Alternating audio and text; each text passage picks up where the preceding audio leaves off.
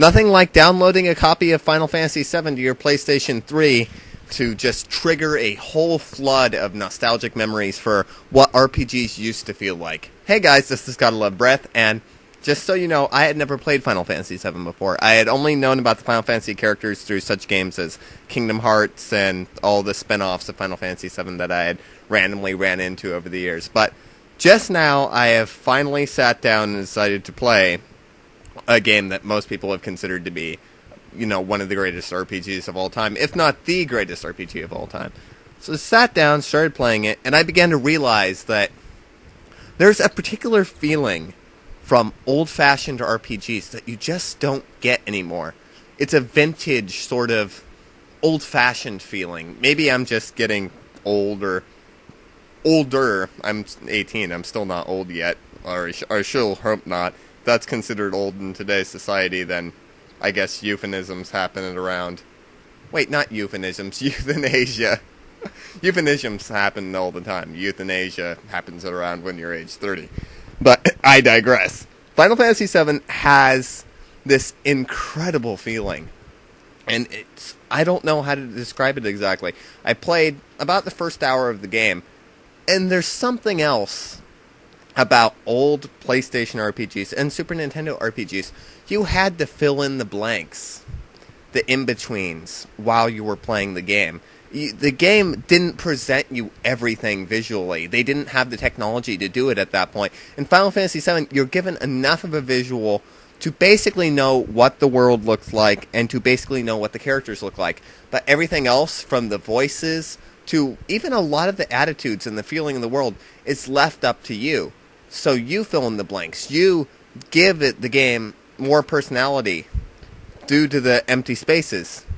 Now, with today's RPGs, everything is presented to you. Most RPGs, cutscene-wise, look like modern Hollywood blockbusters. I mean, you take a look at the trailer for Final Fantasy XIII, which, by the way, looks fantastic, but everything is just given to you.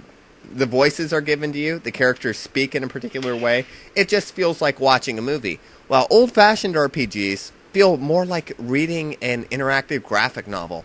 And it is such an amazing rush and nostalgia when I was playing Final Fantasy VII. It reminded me of when I was a kid and I played Threads of Fate. Some of you may not even know what this game was. And it was an old Square Enix RPG.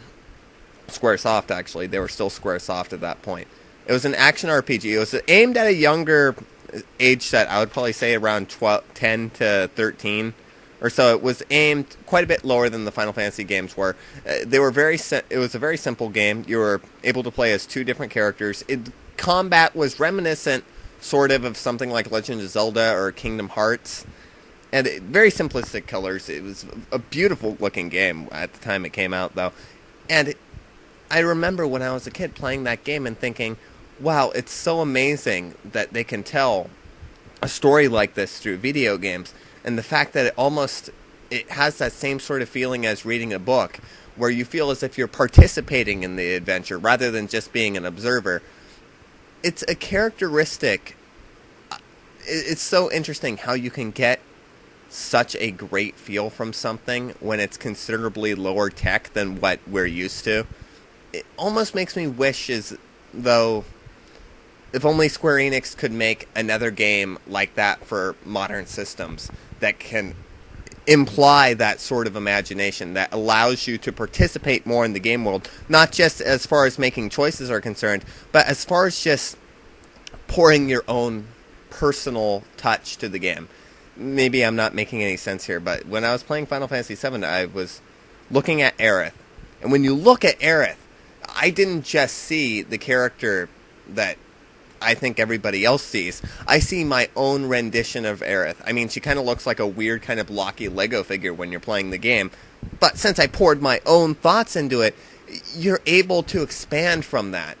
How many games have you played recently? How many JRPGs have you played which allows for that sort of imagination? And it's kind of sad that actually, since it's lower tech, the game in and of itself seems more imaginative. And so far, Final Fantasy VII is fantastic.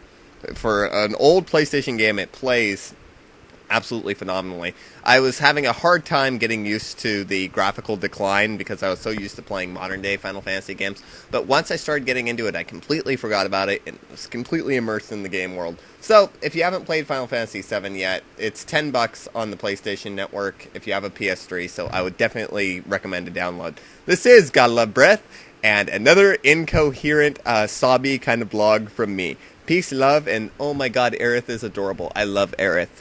She hasn't really had all that much dialogue yet, but I still love her. I want to give her a big hug and buy some of her flowers while I'm at it, because she's a poor flower girl, as they refer to her now.